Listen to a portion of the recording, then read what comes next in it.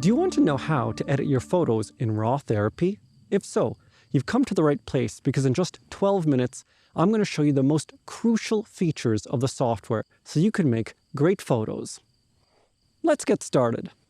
When you open RawTherapee, you'll likely see a window that looks like this. There are some tabs, one of which is File Browser. Go to that and you'll see a bunch of directories. Browse to a folder with some raw images. Here, I've got a NEF image, which is a RAW file from a Nikon camera. Double-click on it to go into editing mode. You can switch back and forth from the file browser to the editor with the tabs. In editing mode, there might be a gallery view on top. You can collapse it with this button. Let's start editing. A logical first step is cropping, and the crop tool can be found in the top bar. Click on it and drag and draw your initial crop area. You can always adjust it by dragging the dotted edges. You can also choose how the area outside the crop looks by clicking on these squares. I'll choose a gray background. When the crop tool is activated, you'll also see some crop options in the right sidebar.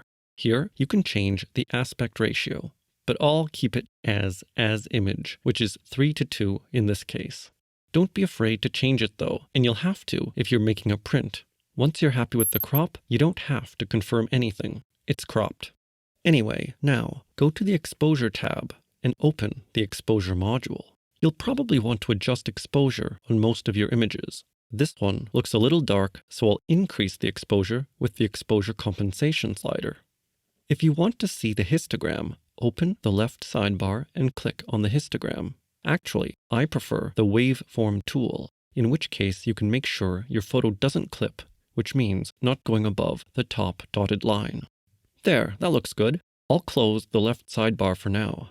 Notice also how your image might be a bit fuzzy. If we zoom in using the bottom panel's 1:1 magnifying glass, you'll notice that the image is sharp.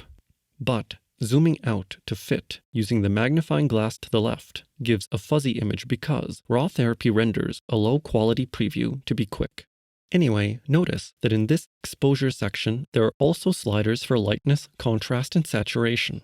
You can adjust those now to get a good starting point. Here, the photo seems a bit washed out, so I'll decrease the lightness a little and increase the contrast as well. I think the saturation could also use a bit of a boost, so I'll increase it until it looks good. Now that we've got a good starting point, the next thing I like to adjust is the shadows and highlights. So close the Exposure tool and open Shadows Highlights. This tool is mainly good for a general overall lifting of shadows or a decreasing of highlights.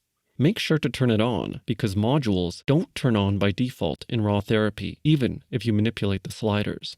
Here, I don't want to lift the shadows, but I do want to decrease the highlights just a little. I'll increase the highlights slider, which decreases the highlights. And you can also decrease the highlights tonal width slider to redefine what is considered highlights. Moving the slider down defines more of the midtones as highlights. There, that's good for me. If you want greater control over the various tones, the best tool is the Tone Equalizer, just under the Shadows and Highlights tool. Turn it on and open it. You might also want to close the Shadows Highlights tool to keep your workspace more organized. Now, here's a trick. If your photo was over or underexposed, these sliders might not be as effective as you think. So, first turn on the Show Tonal Map feature and drag the pivot slider until all the colors are represented. You may also wish to adjust the regularization slider to make the mask more or less smooth. Now, turn off Show Tonal Map and adjust each of the tonal ranges to your taste. There are a few more advanced things you can do in this section, but since this is a basic tutorial, I'll proceed to the Detail tab, right next to the Exposure tab. There are many tools here, but I'll concentrate on the most essential. The first is sharpening. But here's something to keep in mind. Do you see how many of these modules have a 1:1 beside them? That means you can only see the effect of the module at 1:1 magnification. So first, click on the 1:1 magnifying glass and pan the image to an important part, like the bird's head in this case. Now, open the sharpening module and turn it on. The default may be good enough for you, but here are some tips to use this module effectively. First, the contrast threshold slider is really cool because it allows you to only sharpen areas of high contrast. To use it, first increase the amount slider so that the sharpening effect is more obvious. Then increase the contrast threshold slider until the sharpening goes away. Then decrease the contrast threshold slowly until the sharpening effect comes back. If you do this right, you should be able to bring back the sharpening only to the high contrast areas, whereas the background won't be sharpened as much as the subject, thereby avoiding the enhancement of noise in the background. Now finally, decrease the amount slider until the sharpening looks good. Here's another tip. By increasing the blur radius slider, you can also soften the parts that were not sharpened a little, which can also make the background smoother. Also, you might need a larger radius than you think. The problem is that if the sharpening looks very fine, it will only be apparent at 1:1 magnification, but not at lower magnifications. So you might need to experiment by first exporting your image and looking at it at the appropriate size, but I'll show you how to export later. Now, when you're sharpening, don't increase the amount too much. Just a noticeable effect is usually the best. And finally, there are actually two methods of sharpening: unsharp mask and RL deconvolution that you can select in this drop-down box. Let's try RL deconvolution.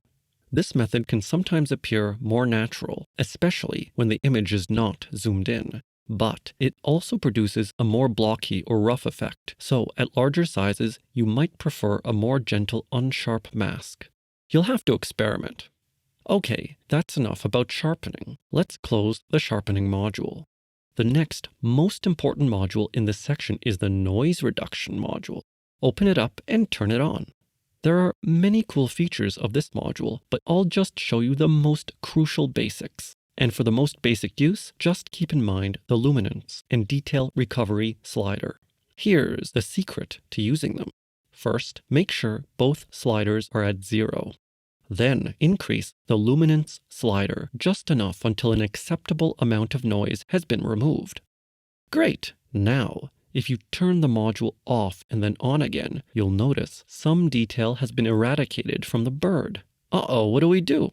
To recover it, increase the detail recovery slider until the detail to the bird has been acceptably restored. It's a bit of a balancing act, so use your own judgment. Now, there are some other great tools in this detail section, but I'll be honest, just with what I showed you so far, you can get 80 to 90% of your editing done already. To see it, zoom out to fit, and then you'll see your photo is already looking pretty good.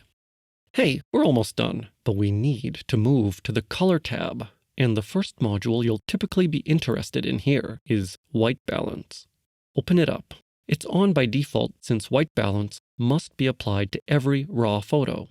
If you have a neutral gray color in your image, you can set the white balance by clicking on the Pick button and selecting that color. There's not really a natural color here, so I'm not going to use it. Actually, I already like the white balance, but I can make it warmer by increasing the temperature slider or cooler by decreasing it. Actually, now that I look at it, I like it a touch warmer, so I'll increase it just a little. If you want to go back to the default, simply select Camera again in the Method drop-down box. Or you can also click on this Reset button, which is present in a lot of modules and is useful for resetting various sliders. The other main slider here is Tint. Some photos will look too green, while others will look too magenta. If your photo looks a little too green, move the slider to the left to add more magenta, or move it to the right to add more green. I find that most of the time, I can leave this slider alone. The blue-red equalizer slider is less important, but can shift your image back to normal if you shot your image under strange lights, like underwater. Underwater images, for example, have a lot of blue, so you can shift the image back to red here. That's it for white balance. Let's close it. The next module you might like here is black and white. Almost everyone wants to make a black and white on occasion, even Ansel Adams. So simply turn this on if you do. I'll turn it back off though, because this bird looks better in color to me. The one other module you should know about here is the Vibrance module. It's great for making subtle adjustments to saturation beyond the simple saturation slider we already learned about. Open it up, turn it on, and be sure to uncheck Link Pastel and Saturated Tones. Use the Pastel Tones slider first to get the right saturation in the weaker colors. And then you might want to decrease the saturated tones slider for those areas that are a bit too saturated and pure. Here, I noticed that the orange in the bottom left is a bit too saturated, so I'll decrease the saturated tones slider to tone that down. Okay, close the vibrance module. There are other modules here, but like I said, you can get 95% of the way there already with just the tools I showed you. Finally, let's go to the transform section. We already saw the crop tool, but there are two other important tools here, resize and lens geometry. Go to the resize section and turn it on. Here you can make your image smaller, which only will apply when you actually export your image to a JPEG. There are two easy ways to use it. The first is to set the specify drop-down box to scale. 1.00 means original size, and 0.8, for example, would mean 80% of the original size. Or you could specify the width and then just define the width exactly. So in the specify dropdown, select width. The height will be automatically adjusted with this option. For the width here, I'll input 3000 and then close the resize module. Finally, open up the lens geometry section. You don't have to turn it on, but here's one thing you might want to change. In the profiled lens correction section, select automatically selected if it's not already. This will apply automatic lens geometry and vignetting correction to your image, but be careful. Not all lenses are in the database, especially older ones. You can also just choose to leave it off by selecting none, but it's useful for wide-angle lenses with a lot of geometric distortion. In the correct section, you can choose which corrections to apply. Here my lens only has a vignetting profile, but plenty of lenses have more. I actually like the vignetting, so I'll keep it off. And here's one final tip. In the future, if you want to use lens correction, you'll probably want to turn it on first before you do any other edits, because the vignetting and even geometry correction will affect the exposure and crop a little. So you want to start editing based on that.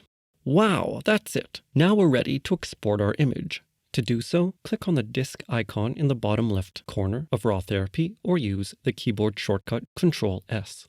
You'll be asked where to save the output JPEG file. You can specify the JPEG quality here too, and between 80 and 90 is a great value for almost all purposes. Just click OK, and that's it. Your image is saved. Now I can open it, share it, etc. Hey, it looks pretty great. Of course, there are many other modules of RawTherapee that are interesting and useful, but if you follow the workflow in this quick guide, you can get 90 to 95% of the way there and produce excellent results without too much fuss. I hope you enjoyed this ultra-quick guide to RawTherapee, but if you didn't, try using Cooked Therapee.